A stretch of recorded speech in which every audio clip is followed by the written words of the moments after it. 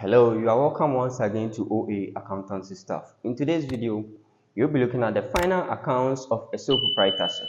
But if you haven't subscribed to this channel, I will urge you to kindly subscribe and also turn on the notification bell so that any moment we upload a new video, you will be notified.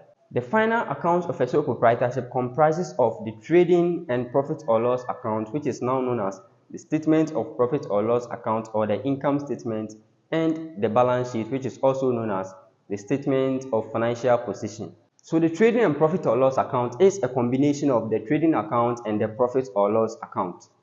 So we are saying a combination of the trading account and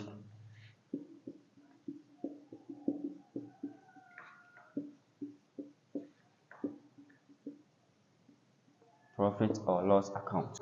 The trading account is an account prepared by trading enterprises to ascertain the gross profit or loss for a given period. So we are saying is an account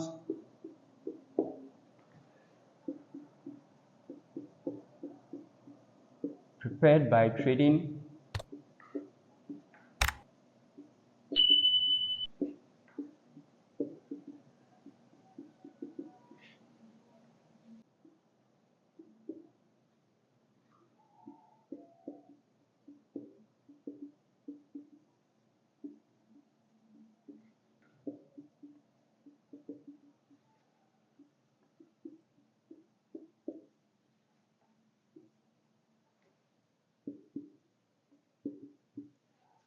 and the profit or loss account is also an account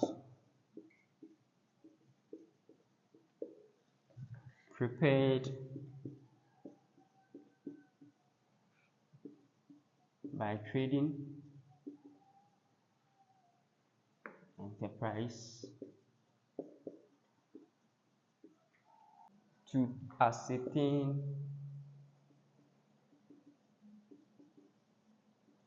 the net profit or loss for a period.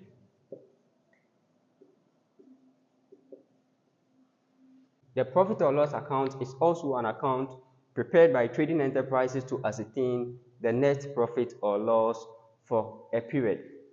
If you remember, in our basic schools, we were taught that when you want to ascertain a profit, you need your selling price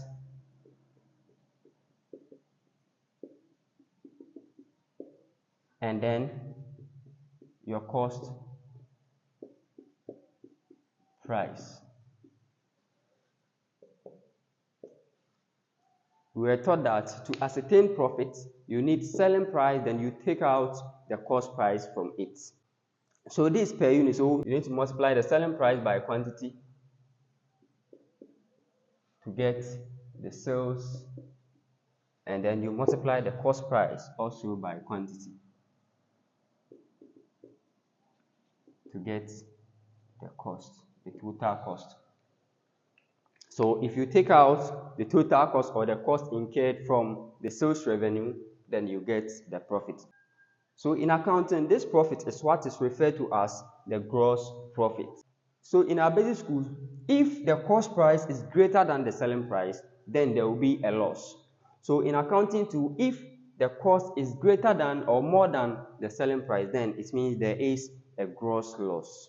So this will be our guide in ascertaining the gross profit or loss. So the net profit, however, is also ascertained after taking out the total expenses from this profit, which we now call the gross profit.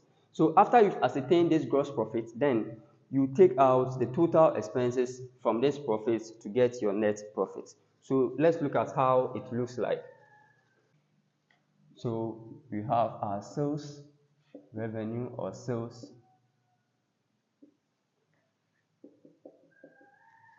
and then your costs. But here we call it cost of sales. It is called cost of sales because at the end of the accounting period in normal trading organization, it is not all the goods that you bought that you can sell at the end of the accounting period. So in ascertaining your profit, you need to find out the cost that's allocated to the goods that you were able to sell. then you take out that cost from the entire sales revenue to get your profit. That's why we are using cost of sales instead of the total cost. So after taking out the cost of sales, then we are saying you get gross profit or loss. And after that, you take out your total expenses or total indirect expenses from the gross profit to get net profit or loss. So this is a summarized format of the trading and profit or loss account. Now let's look at the general format or layout of the trading and profit or loss account to know how to ascertain this cost of sales, total expenses and stuff. So if you are required to prepare trading and profit or loss account, then it means it will be headed as trading and profit or loss account. But if you are required to prepare statement of profit or loss account, then it means it will be headed as statement of profit or loss account. Also, you can be asked to prepare the income statement, which is also the same as the trading and profit or loss account. So let's begin with the name of the account. So we have trading.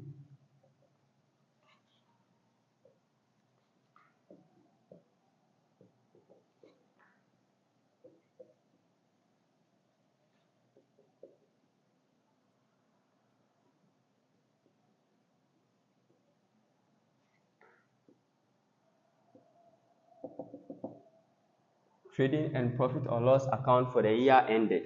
So you bring the last day of the accounting period of the business in question. So we said earlier on that to ascertain your gross profit, you first need your sales revenue. So before then, let's create our 3 columns. So you create 3 columns with the currency you are using. So let's assume you are using Ghanaian cedis. So you create 3 columns with the currency. After creating that, we will begin with our sales. So we could have just gone straight to bring the sales figure on the last column, but there are some situations where the sales is subject to adjustments. And this happens when some of the customers use sold goods to return part of the goods due to faulty or some reasons. So if there are sales returns or returns inwards, then it means you need to take out the sales returns or the returns inwards from the sales figure. So in that case, you bring the sales figure on the middle column and then you adjust it. So this is sales returns or returns inwards.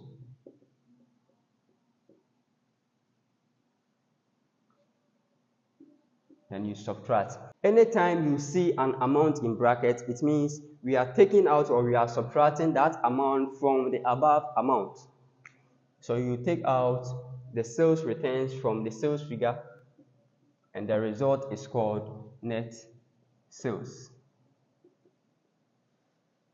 So after getting our net sales, then we need to move on to the cost of sales.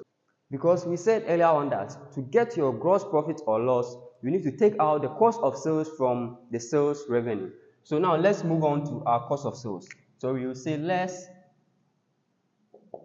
cost of sales. Then you underline it. But before you get your cost of sales, you first need your cost of goods available for sale. Then you take out the closing stock, that's the goods that you were not able to sell, from the cost of goods available for sale. Then you get your cost of goods sold. Then after that, you add any direct expenses you incurred before selling that goods. So let's first try to ascertain our cost of goods available for sale. So to get your cost of goods available for sale, you need your opening stock. Opening stock. And this opening stock is the stock or the goods that were available at the first day of the accounting period. So let's assume if the organization's accounting period begins on 1st January, so as at that 1st January, the quantity or the value of goods that were available on that 1st January is the opening stock. So the opening stock figure will be sent to the middle column. Then after that, you add your purchases. That's the additional goods you went to acquire. So you could have gone straight to add the purchases figure to the opening stock to get our cost of goods available for sale. But there are some situations where the purchases is subject to adjustment. So let's bring our purchases to the first column. We all know that purchases is a name given to the goods that we bought with the intention to sell. So any moment part of these goods are used for any other purpose, then it means that value of the goods needs to be taken out or subtracted from the purchases figure here. So any moment there is returns to the suppliers, then it means you need to take out the value of the goods that you return back to your suppliers from the purchases figure. There can also be a situation where the owner or the proprietor will take part of the goods for personal use. So in that case, you need to find the value of that goods and then you take it out from the purchases figure. There can also be a situation where part of the goods will be donated or destroyed. So in that case also, you need to take out the value of that goods and then you subtract it from the purchases figure. So when there is purchases returns or returns to suppliers, we call it purchases returns or returns outwards. So let's say purchases returns, then you take it out. And also they can be stock drawings from the owner. That's any moment the owner withdraws part of the goods for personal use. So stock drawings also will be subtracted. And also when there is, let's say, stock donation or part of the stock are destroyed, you need to take it out from the purchases figure. So after that, you find the total and you add carriage invoice or carriage on purchases to ascertain the net purchases. Carriage invoice or carriage on purchases is the amount that you spent in transporting the goods from your supplier to the business. This carriage invoice is added to purchases because in business, to ascertain the cost of an asset, you first need the purchases price, the transportation cost, installation cost, and any other direct expenses that will be incurred in getting the asset ready for its use. So after adding the carriage invoice, you get your net purchases, and now the net purchases can be added to the opening stock. This is called the net purchases.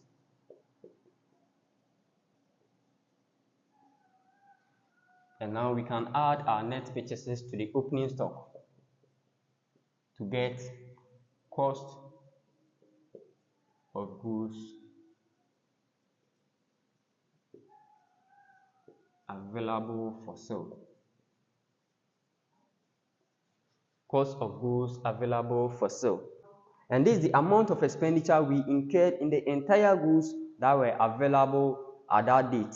So we need the cost of goods we sold. But to get your cost of goods sold, you first need the cost of goods that were available. Then after that, you take out the closing stock. That's the cost of goods that you were not able to sell. So after taking out that closing stock, then you get the cost of goods you sold. So let's move on. So here too, let's create a 3 column.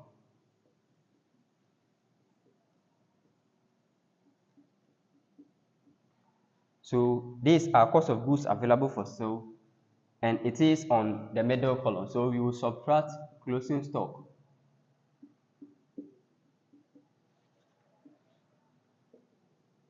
from it, and the result is called cost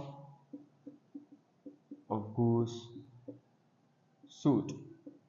This is the cost of the entire goods we were able to sell. So after getting this cost of goods sold, there can be a situation where we incur direct expenses before we were able to sell these goods. So if there is any direct expenses that we incurred, like wages, that's wages we pay to salesmen, then we need to add that wages to the cost of goods we sold. So we will add direct wages to the cost of goods sold, and the result is called cost of sales, and this is what we want, cost of sales. So it is now that we can take out the cost of sales from the net sales. So after subtracting the cost of sales from the net sales, then we will get our gross profit or loss. Gross profit or loss. So after getting our gross profit or loss, there can be a situation where the organization in question has other sources of income. So if the organization received other income like discount received, then it means you need to add it to the gross profit or loss, because we are finding the entire profit of the organization for the accounting period. So we need to add other income.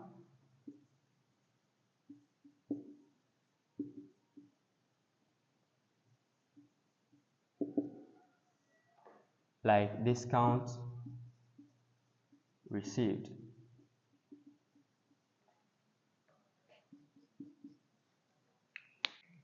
Also decrease in provision.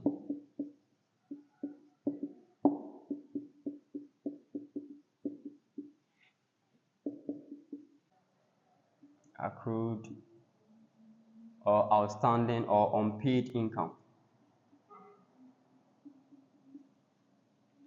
Also commission received.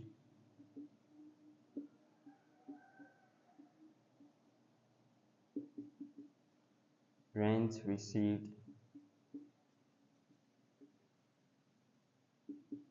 And any other income. Any other income needs to be added.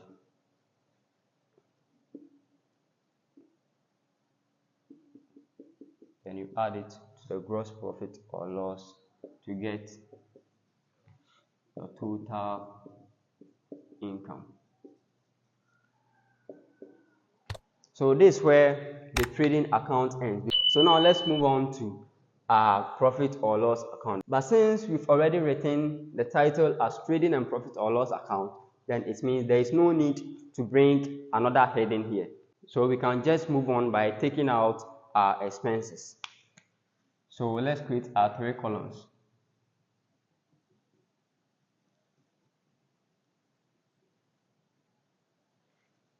And we will say less indirect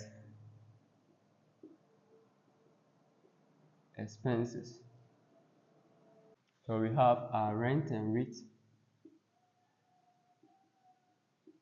And if it does not have any adjustment, we bring it straight to the middle column. So also can have insurance. But all the expenses on the trial balance are the actual expenses paid. So the additional information can say that included in the insurance amount is 50 cedis paid in advance. So in that case, it means 50 cedis of the insurance paid does not relate to this accounting period. So that 50 cedis needs to be taken out or subtracted from the insurance. So let's say the trial balance said we have 50 cedis included in this amount, which relates to the next accounting period.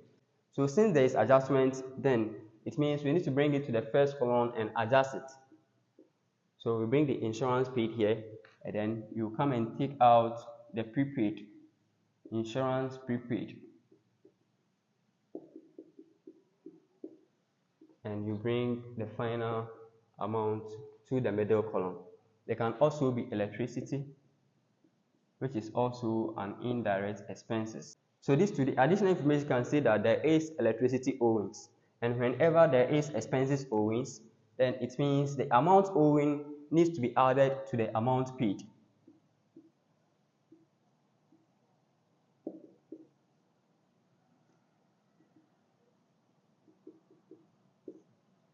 Then we will bring the final amount here.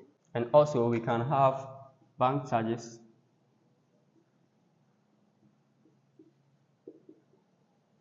interest on loan, increase in provision,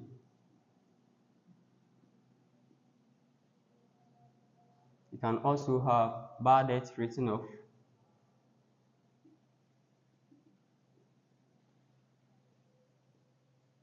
and also we can have depreciation of non-current assets, and we will bring that figure to here. Then after that we will sum up to get our total expenses. And as we said earlier on, after getting our total expenses, then we need to take out the total expenses from the total income to get our net profit or loss. So we take out this total expenses from this total income. And the result is what is referred to as net profit or loss. So this is the end of the trading and profit or loss account, and this will be the end of this video. So in our next video, you take a practice question on how to calculate for this net profit or loss using this format. So if you haven't subscribed to this channel, I will entreat you to kindly subscribe and also turn on the notification bell so that any moment we upload a new video, you will be notified. Until we meet again, it is bye for now.